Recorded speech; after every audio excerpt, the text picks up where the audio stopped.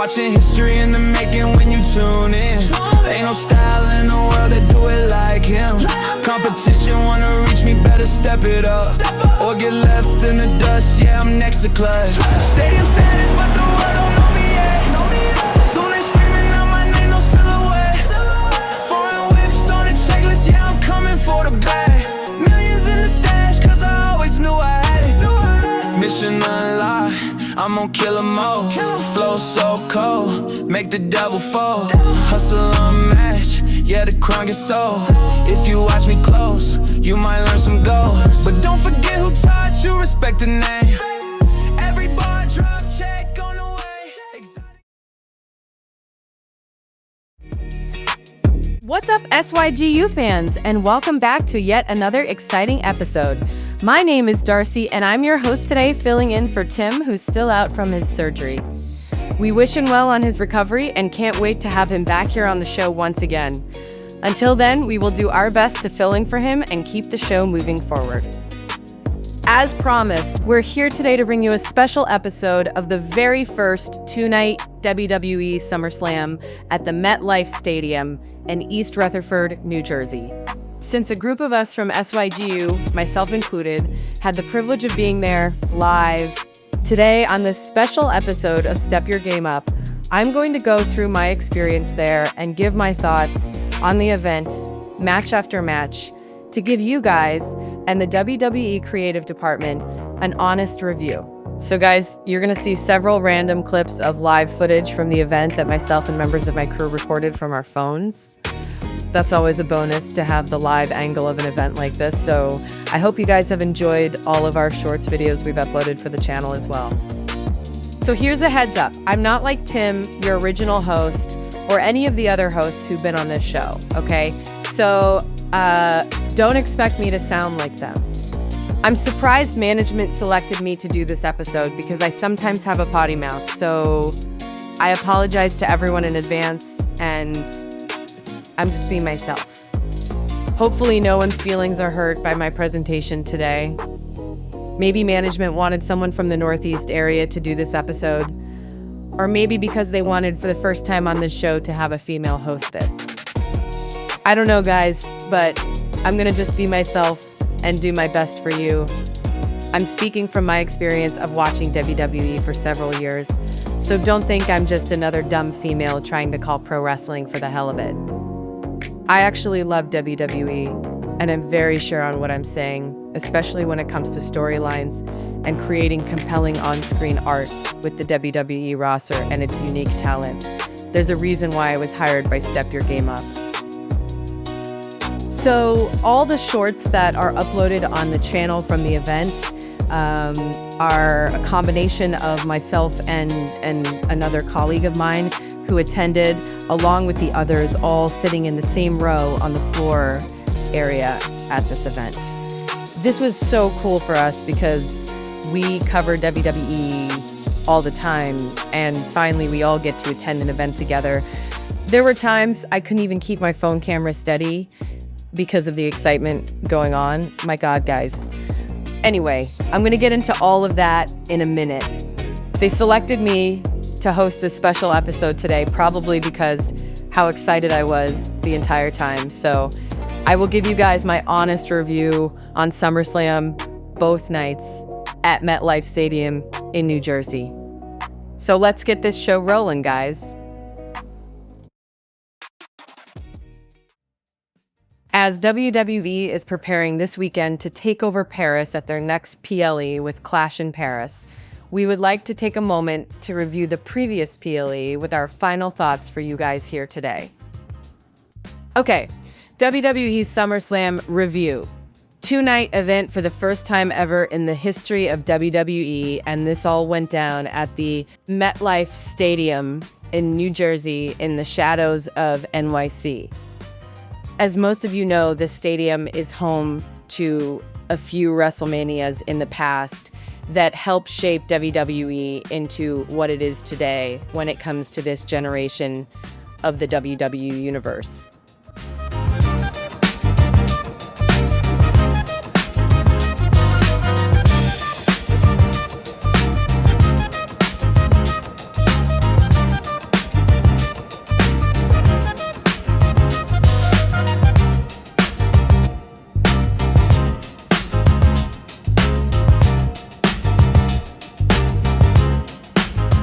When my colleagues and myself arrived off a very annoying flight due to our seats being near some passengers who were chatting the entire time, and one guy seated next to us who was sleeping with his mouth open with his breath smelling like ass, kicking like Rob Van Dam, I was just so ready to get the hell off of that plane and into some fresh air, for God's sake. We then checked into our hotel, and as soon as we did, we could see WWE had promotion all over the New York City area about this event. And so as you can see, even though our hotel was in NYC and not in New Jersey near the stadium, the entire area was flooded with promotion from WWE that the biggest party of the summer will be held in New Jersey at MetLife Stadium. On night one, earlier in the day, as you can see, just the walk to the stadium when we got there was just incredible. You can see all the WWE fans and all the tailgaters that take that very serious in this area. By the way, this was so cool to see up close, and my nerves rattling at this point to just get in the stadium and have a great time with my crew. So there was a time when we were trying to get food and drinks as we were getting to the correct section where we were seated, and we heard Alicia Taylor announcing the host of SummerSlam to the ring, which was female rapper Cardi B. I was like, oh, don't worry, guys. This isn't the show starting yet. I really thought it was going to start later, but after Cardi B was done talking, we heard explosions of pyro and the music of Jey Uso and Roman Reigns coming to the ring, and I was like, it's starting now? Holy shit. God damn it. So then we all started bolting through the stadium and asking security to help us locate our seats. When we got there, we noticed a guy and his son sitting in two of our seats, and I had to get security to straighten it out for us, which made us miss a bit of the show, and this is why we don't have much footage of the beginning of night one. I can say we did see the end of the match with Jey Uso and Roman Reigns against Bronson Reed and Braun Breaker with Paul Heyman ringside. It was electric in there for Jey and Roman. I had to watch the match back at the hotel, and I must say, as for the match review, really good match for the most part. It had the intensity that we've expected, with all the drama building up towards it. I think WWE did a great job of this one. Makes me wonder, what's next for this feud with both teams? Is this going to play out in something later? I don't know.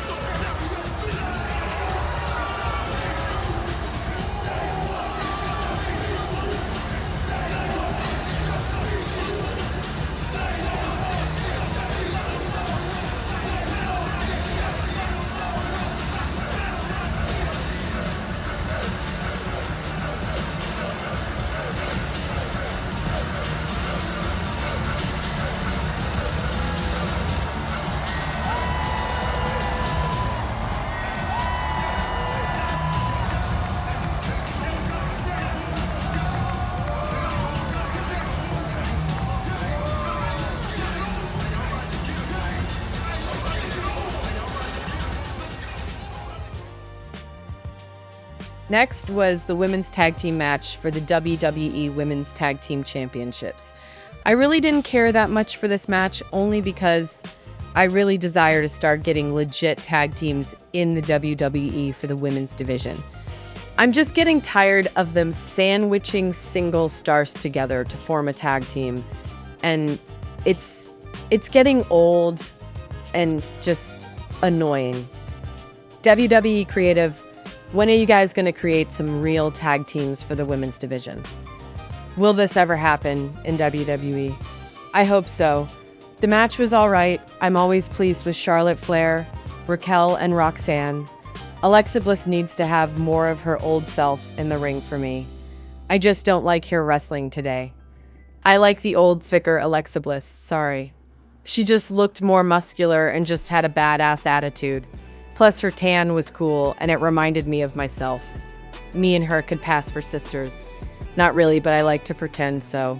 Anyway, I like this match, but I wasn't into it that much. But overall, Charlotte delivered and became tag team champions as I expected. And these We're Not Really Friends storyline is funny and cute. So good job, WWE Creative. Keep us laughing with this one. Okay, on to Sami Zayn versus Karrion Kross.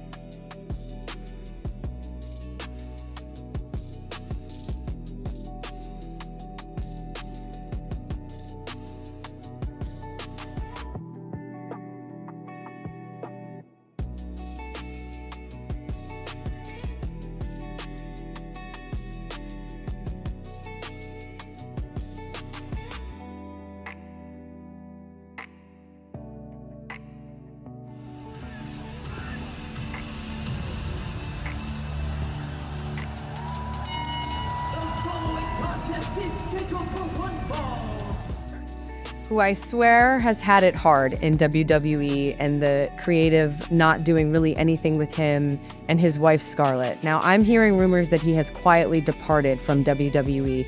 What the hell, WWE Creative? How in the blue hell do you lose a guy and a female like Karrion and Scarlett? Are you kidding me? All of us at SYG, you are all Karrion Kross and Scarlett fans because of the talent we see in both of them every time they're on screen. The intensity in his eyes and voice, the evil in Scarlett and her part she brings to him as the chosen guy with this badass intro to the ring to bring violence to his opponents. What the hell, WWE?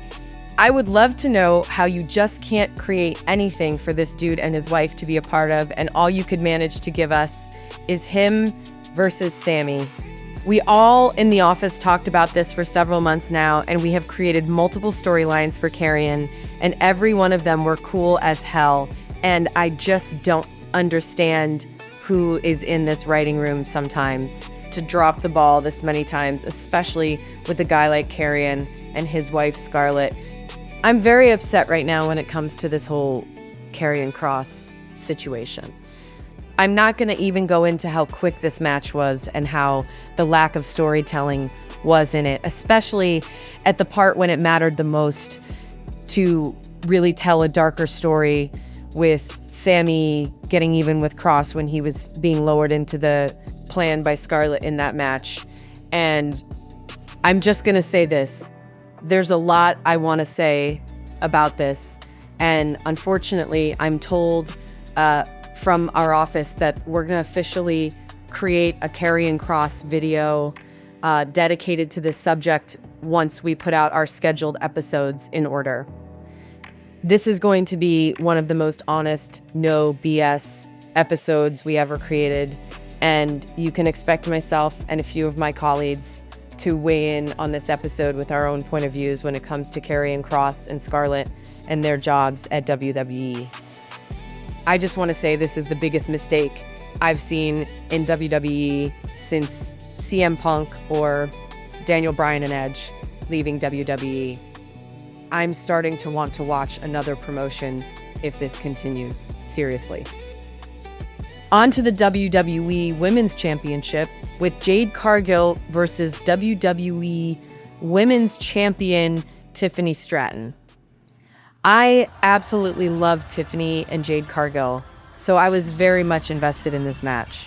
I have to say, I was a little disappointed that it happened so soon and wasn't at a later date when these two can cross paths. I just like big matches like this one to have a lot riding on the line, you know? I remember in WWE's past when Vince McMahon would build up a new talent and put a nice story behind their work. And if it was two of them, he'll make sure you'll see the history behind both of them being two unstoppable forces crossing paths for the first time ever. And you would be so eager to watch because how well they both have built up over time. These days, everything is just very rushed and you can't really get behind the talent like before. I know we live in a very fast-paced world where people have the attention span of a dog that can't sit still for long. But when it comes to WWE or pro wrestling for that matter, that shit doesn't fly at all. You have to tell stories. And I mean, really build up your talent like Shawn Michaels and his team on NXT. I love that show. NXT is better than both Raw and SmackDown to me. I really don't care how you guys feel about that either. It's just my opinion. So anyway, this match overall was okay. It wasn't bad, but it lacked storytelling within the ring to really show how badass Tiffany Stratton could be against a beast of power like Jade Cargill. Also, I just remembered, Tiffany needs to get in that ring with some of her older opponents from NXT from time to time. I know you guys are saving this for later, but keep in mind, Tiffany is new at holding this championship. I know someone from NXT got her number and can give her a serious problem. WWE, you guys need to be on the search for who's Tiffany's dance partner in that ring. I got a few ideas, but I'm just saying. Tag match with Logan Paul and Drew McIntyre versus Randy Orton and country singer Jelly Roll. Oh my God. This just boils my blood about this new leadership of WWE under TKO and Endeavor. I hate it when they just bring someone in off the streets of entertainment or Hollyweird and have them compete in this ring just to get more people to watch it for the sake of a pop from the crowd. It downplays guys like Gunther talking about the ring being special and sacred. There's people who have busted their ass like Triple H to just get off of Vince's "you're gonna eat shit and like the taste of it" list to even headline a SummerSlam or major event as a pro wrestler or talent. So why are we creating this consistent revolving door of bringing these people in this business to get in that ring to make what guys like Shawn, Triple H, Undertaker, Bret Hart, Stone Cold, The Rock, Mick Foley, and several more look like? It's so easy to learn and do. This isn't good for WWE going forward, seriously. Stop doing this as much and let the WWE superstars shine on this stage. When you take this away from them, why will they want to work here anymore for you if you just show that anyone can do what they're doing and have done to get to the big time? Think about that for a second, WWE. I was watching this match from my seat, and I can tell you from being there in attendance that the audience really weren't too invested in this match. I saw several people around me getting up and going to get some food or going to the restroom or whatever and not staying in their seats to watch this match. The match wasn't terrible, but it was exactly what all these matches are.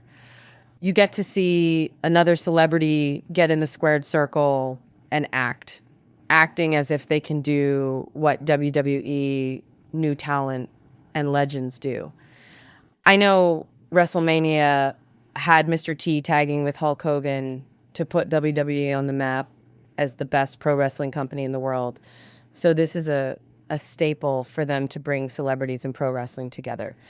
But all I'm saying ultimately here is tone it way down on this. leave that stuff for WrestleMania if you see it will help WWE, not just make you tons of money. Because I speak for the real WWE fans and pro wrestling fans when I say you're pissing on the past when you do this the way you've been doing it lately. Times have changed, but this ring is still the proving ground in all of entertainment. You have to earn everything in this place and not anything handed to you because of your social media following.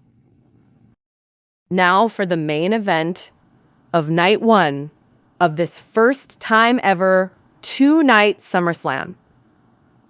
It's the World Heavyweight Championship match with challenger CM Punk versus WWE World Heavyweight Champion Gunther. This was a wonderful masterpiece. Great job, WWE Creative, on this whole match and the build-up of the segments with both Punk and Gunther for the most part. I'm more and more beginning to just like Gunther. And he is huge in person, might I add. Damn. He looks like the true ring general, and I love it. CM Punk worked hard to get to this spot, and I'm really honored to have the privilege of saying I was able to be in attendance at both CM Punk's career-defining title matches in my area, and on both of them, I watched him become champion. The first was in 2011 at Madison Square Garden in New York City for Survivor Series, when he became WWE champion, and the other is here on this first 2-night event of SummerSlam in the shadows of New York City in New Jersey at MetLife Stadium. And he fought, in my opinion, a battle of a match against World Heavyweight Champion Gunther to have the right to be called, once again, WWE World Heavyweight Champion. That is until Seth Rollins comes out on crutches with Paul Heyman holding his Money in the Bank briefcase. Then the magic trick, and Seth is running to the ring to take away everything from Punk. This was everything I could have dreamed of, and I just love how Becky was in the back laughing.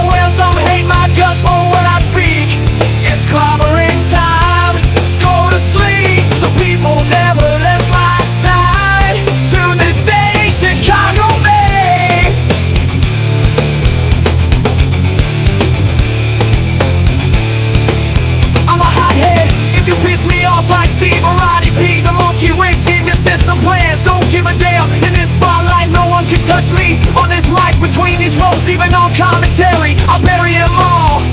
Yeah. I've been down before. I've been told that other guys are better for the top spot or whatever. Oh, well now you see I'm back, not to earn their respect. Kidding me? I'm here to kick their ass and cash the check. Best in the world, they chant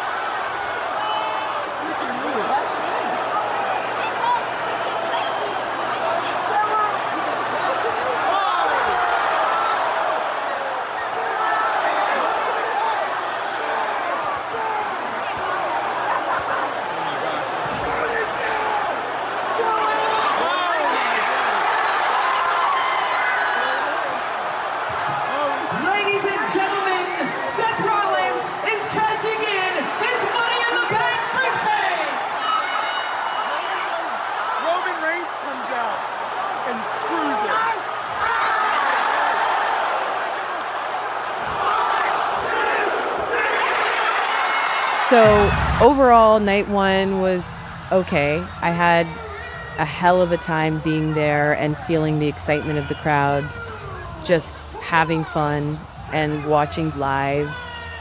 It's nothing like it in the world. And that's why I just love pro wrestling, because once you experience it, you just get hooked and want to keep going to more of them. There's nothing like WWE and WWE Live.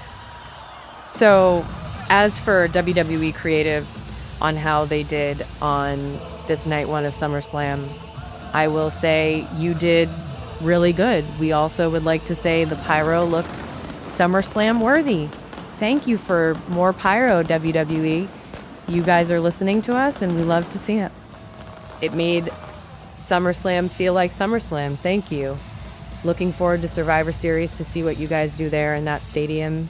Now, come WrestleMania, the pyro has to be bigger and around the whole stadium and finally in the sky as well at times throughout the night.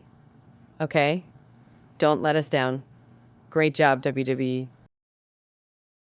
Night 2 of SummerSlam here in New Jersey at MetLife Stadium was already kicking off with excitement. As soon as me and my crew showed up, we saw a huge crowd of people around a certain area, and we could hear the WWE SummerSlam kickoff team all sitting outside on the stage in front of the stadium.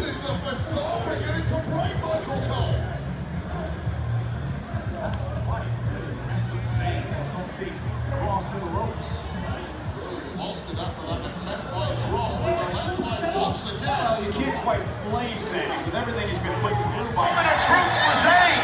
The moral dilemma.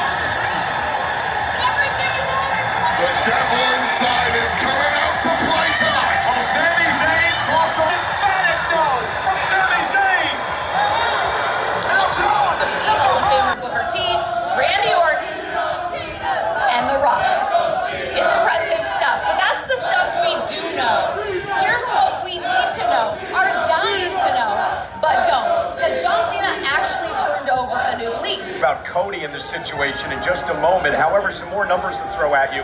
Both of these men have winning records in street fight in the history of SummerSlam, and we get that here tonight. So, Biggie, let's start with Cody. Big match for Cody Rhodes. So much was made about him finally winning the title at WrestleMania, finishing the story, and then the controversy and how he lost the championship this time around. Finally, a chance to get the title back.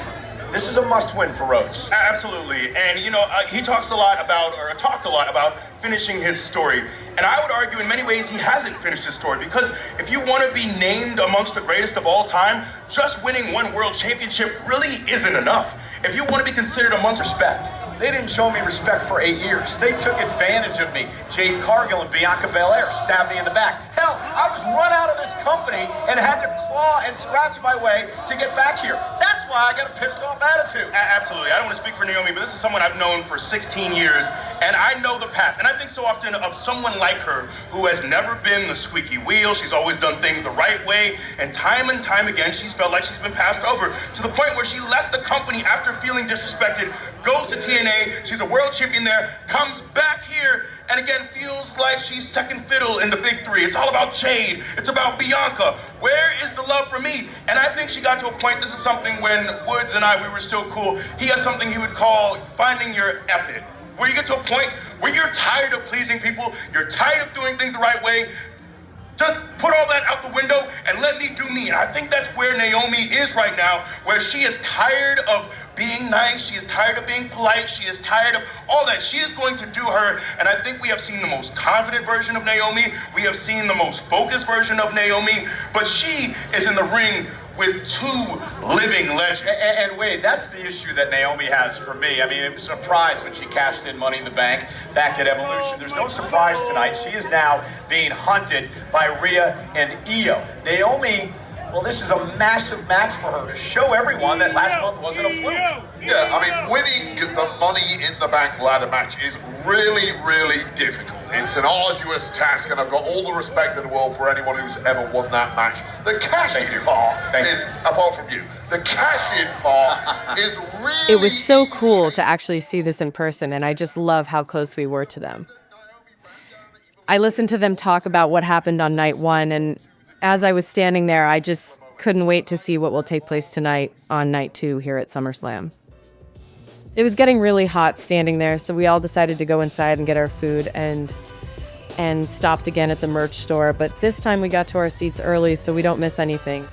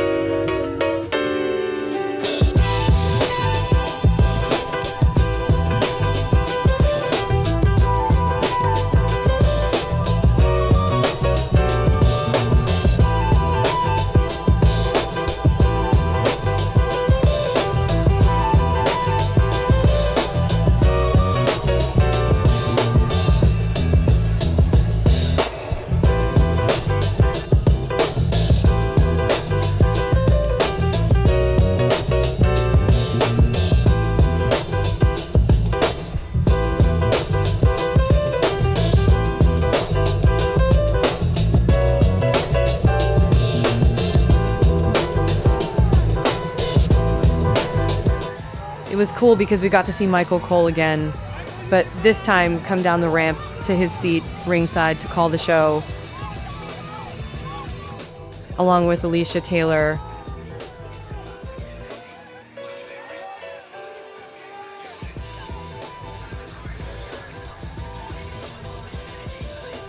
And Wade Barrett.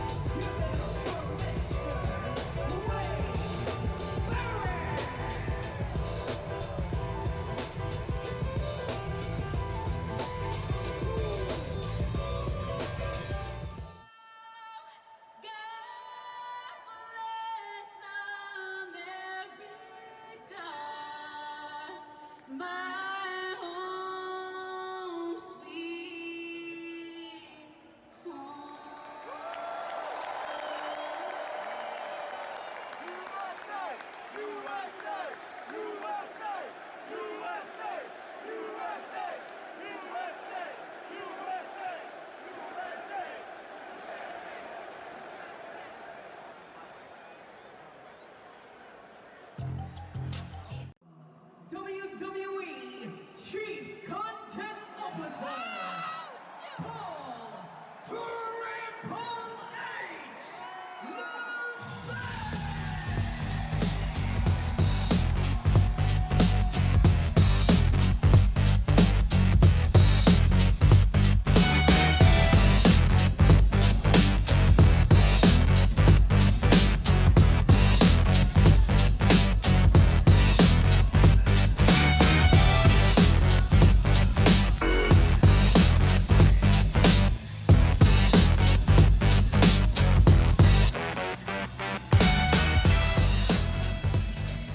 Here we are. This is it. This is the moment. This is your time. Damn right it is. Thanks, Papa H. All of you right now are part of the biggest SummerSlam in history.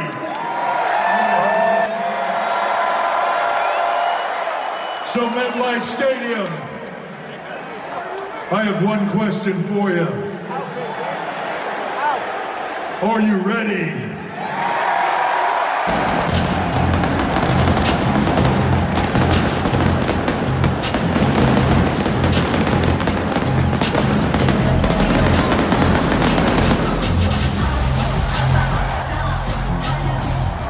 This was really cool, guys. To start night 2 off, we get the WWE Women's World Championship, a triple threat match with Rhea Ripley, Io Sky, and WWE Women's World Champion Naomi. Oh my God, guys, this was one of the reasons I wanted to be at this event, to be there to see Rhea and Io Sky go at it again, and then having Naomi in that too. Damn. I'm so glad our boss got us these tickets to SummerSlam, and really awesome seats too, might I add, as you guys can see. Oh my God, there's so much I have to say about Naomi that I just don't know where to begin.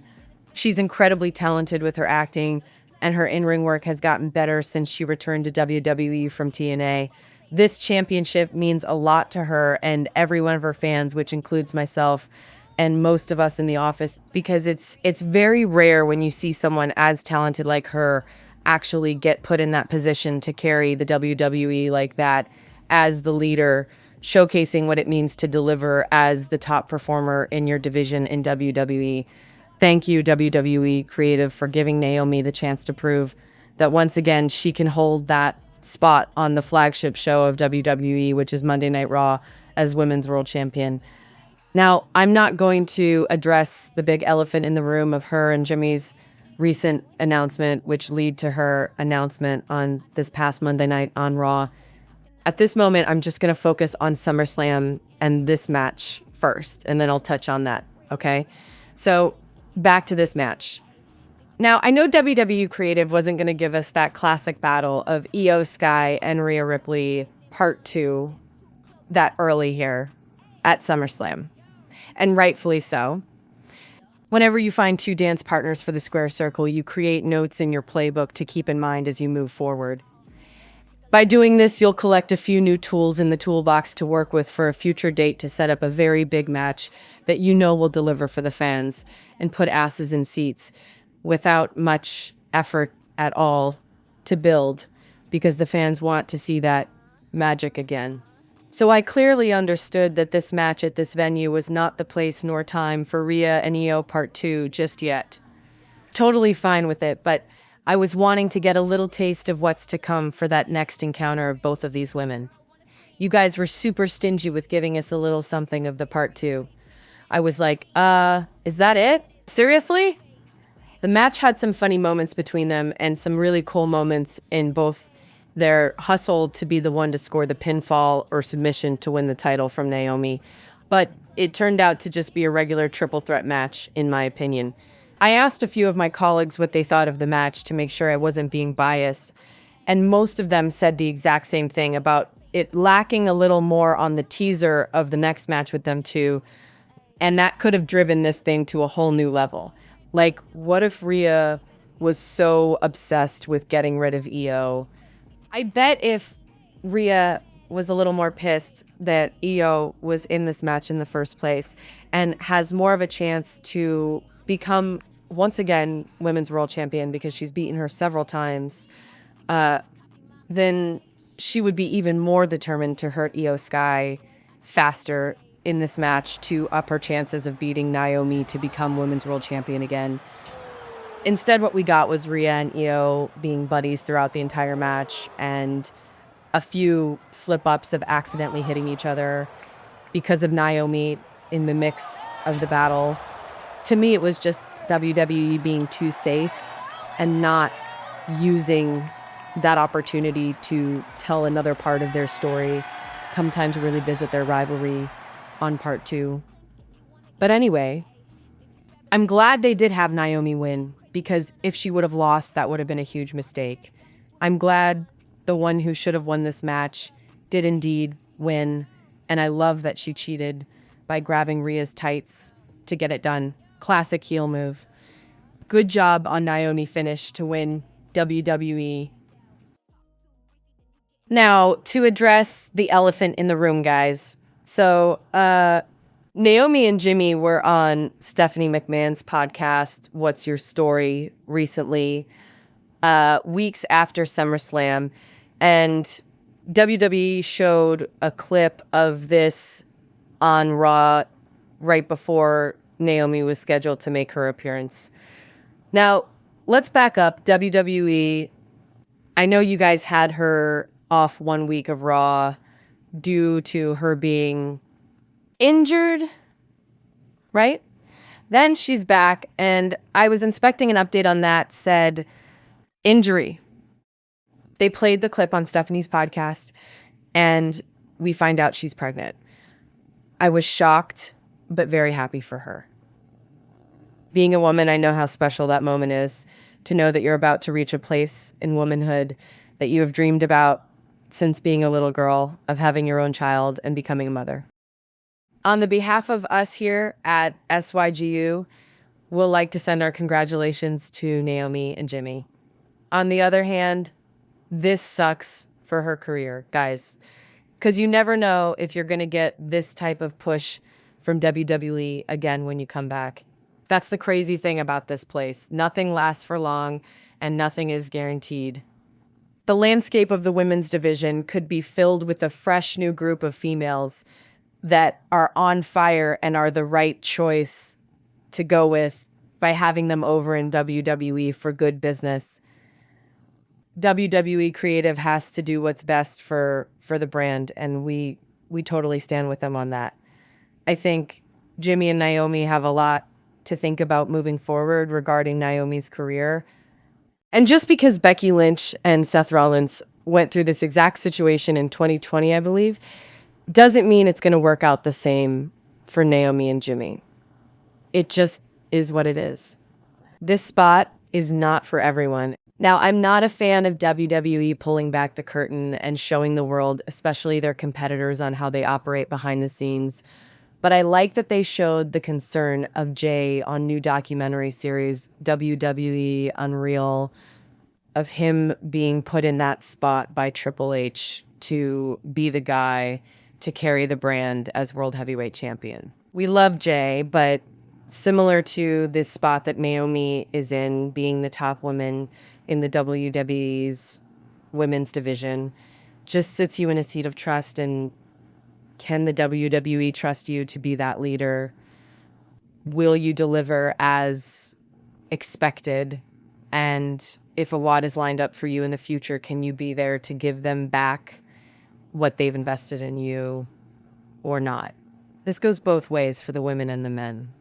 This isn't about sex or color. It's just business, guys. With all of that said, I'm happy for her, but sad for her too. However, like Vince McMahon says, the show must go on. And on that note, this show must go on to the next match. So let's go. Tag team championships are on the line.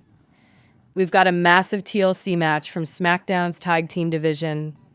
The Street Profits, DIY, Fraxium, Andrade and Rey Fenix, and the WWE Tag Team Champions, the Wyatt Six. This match was very cool. I love seeing the risks and the fight to win at all costs. This felt like WrestleMania 40 tag match when both the SmackDown and the Raw titles were hanging above the ring, and Austin Theory and Grayson Waller won the SmackDown Tag Team titles, which later became the WWE Tag Team Championships, and The Miz and R-Truth became the Raw Tag Team Champions, which later became the WWE World Tag Team Championships. This gave that type of feel with the hustle to climb the ladder and pull down those championship titles hanging above the ring. So, you're going to see some really crazy stuff happening because all of these men are so talented in that ring. I almost jumped out of my seat several times watching this match. WWE Creative, great job with the storytelling on this, as well as seeing Candice LeRae fall and break through a ladder. Oh my God, that was sick. The Women's Intercontinental Championship match, Lyra Valkyria and Becky Lynch go one-on-one for this championship. I have been so vocal about this championship title at the office with other colleagues of mine that WWE Creative could have came up with another belt for this spot as the mid-card or workhorse woman in the women's division. I suggested a really great idea of them naming it something that represents direction, because this is the spot that you're looking to find your way to the top. I don't approve of them just being given the same belts of the men just so they can feel equal to the guys. It's just dumb as hell, WWE. Would it have been cool if the women had their own newly created mid-carded women's championship with a new legacy and not still attached to Pat Patterson with the IC title or WCW with the United States title? If you guys say you're pushing for women to reach higher in WWE, then prove it. Why can't you create a very unique belt that's not more beautiful than the top titles, of course, but really beautiful championship belt that represents the mid-card's best woman priming up to become top female in WWE. I think it should only be one belt and not two. This champion should defend it on both Raw and SmackDown and any premium live events you choose. This ensures the work ethic of this woman to be the very best because she has to wrestle all her mid-card level opponents coming after her spot. So my final review on this match is, overall, it was a brawl for Becky's title. I looked around me and some guys were falling asleep in the audience, which was crazy to see. And the entire stadium at the top was doing the damn wave during this match, which was pissing me off. And I had some time to think why they were doing that. I think that was due to the point I made earlier about the women having something new and tailor-made for them with their legacy. The guys can tell when you're just throwing something together to look just like the men, and it doesn't strike them as important. So that's what they do to show you their investment in that story or championship match. Seriously, you guys really need to lose the women's IC and US championships and combine them as one new title to have only one mid-card championship and create some real prestige on that title. Becky wins and holds on to her women's IC title. And can anyone tell me when the hell is Julia going to defend her championship? Oh, this is stupid.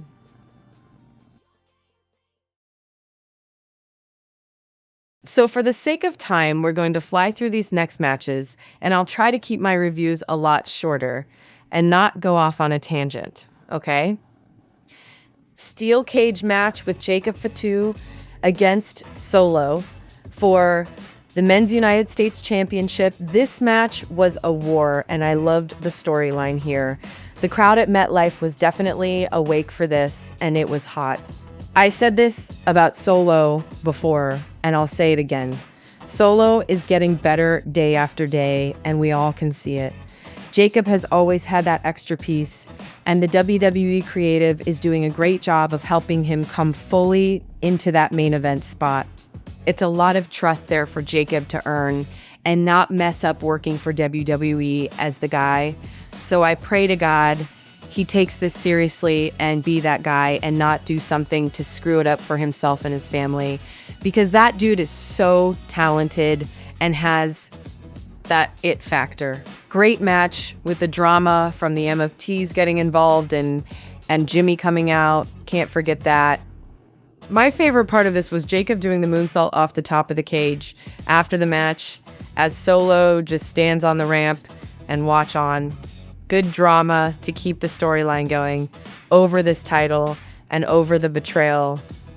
Good stuff and great job, WWE creative. WWE Men's Intercontinental Championship. AJ Styles against IC champion Dominik Mysterio. I have to be honest, I'm not a big Dominik fan like most people today are. He's not good in the ring, but he has gotten a lot better because of the Judgment Day, and I like that part for him. However, I don't think he's on AJ Styles' level. I want to see AJ as world champion soon because I feel he's got more to offer to WWE once the right NXT male talent get called up. Let us not forget how good AJ is and how good Finn is as well. Then, Stephanie McMahon, the Vec, comes out to make the total SummerSlam attendance of both nights. We get more pyro, and I was so happy that WWE is getting better on their pyro for their big 4 core staple events, which are Survivor Series, Royal Rumble, SummerSlam, and the biggest one of them all, WrestleMania, which gets the best pyro show of them all, and the entire stadium all around, plus the sky, should be lit up in pyro, going big. I hope next year they really light up the sky in Las Vegas to show Vince that Triple H and TKO can do it too. Will you make it happen, WWE? I hope so. Survivor Series is coming up. I hope it gets a similar treatment like this year's SummerSlam when it comes to pyro. Let's do it right, WWE. As for SummerSlam, great job, WWE, and thank you. Now it's time for the main event for night 2 of SummerSlam, the WWE Undisputed Championship with Cody Rhodes against WWE Undisputed Champion John Cena. This was awesome, and I think WWE Creative did incredible with this entire storyline, except the sudden change of John Cena's heel turn ending. This is something that I didn't like due to the buildup of the heel turn being in the same magnitude of Andre the Giant turning heel on Hulk Hogan and challenging him for his title at WrestleMania 3. I don't know who's responsible for this story falling through, but I know we're on a quest to get answers because that has to never, ever happen again in WWE because it's a bad look on the company, the brand, talent, and especially the creative department as a collective unit. WWE, when you do this, it destroys the image and standard of who you are. But anyway, John Cena and Cody put on a great match, and Cena did his job in the same place that The Rock put him over at WrestleMania 29 as the next guy and the future of WWE. Tonight was Cody Rhodes' night, once again, and the passing of the torch to him from Cena.